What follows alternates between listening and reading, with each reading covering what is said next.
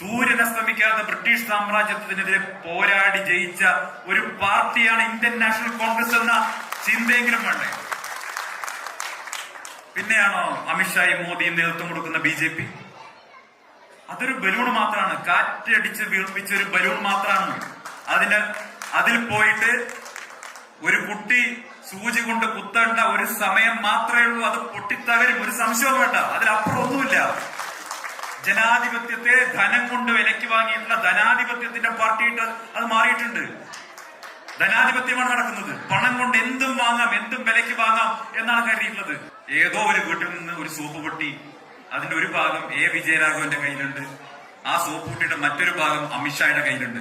ഭാവിയിൽ എപ്പോഴെങ്കിലും എവിടെയെങ്കിലും വെച്ച് അവര് കണ്ടുമുട്ടുമെന്നാണ് ഞാൻ പ്രതീക്ഷിക്കുന്നത്. അങ്ങനെ കണ്ടുമുട്ടുന്ന സമയത്ത് അവർ ജ്യേഷ്ഠ, അനുജ എന്ന് വിളിച്ച് കെട്ടിപ്പിടിക്കുന്നത് നമ്മൾ കാണേണ്ടി വരും. ഒരേ രാഷ്ട്രീയമാണ് രണ്ടുപേരും പറയുന്നത്. സലീംകുമാറിന്റെ ഒരു സിനിമയിൽ പറയുന്ന പോലെ ഒരു അമ്മ പറ്റിയ അളിയന്മാരെ പോലെയാണ് രണ്ടുപേരും നടക്കുന്നത്. ഇന്ന് CPM ഉം BJP യും എന്ന് പറയുന്നത് ഒരു നാണയത്തിന്റെ രണ്ട് വശങ്ങളായി മാറിയിരിക്കുന്നു.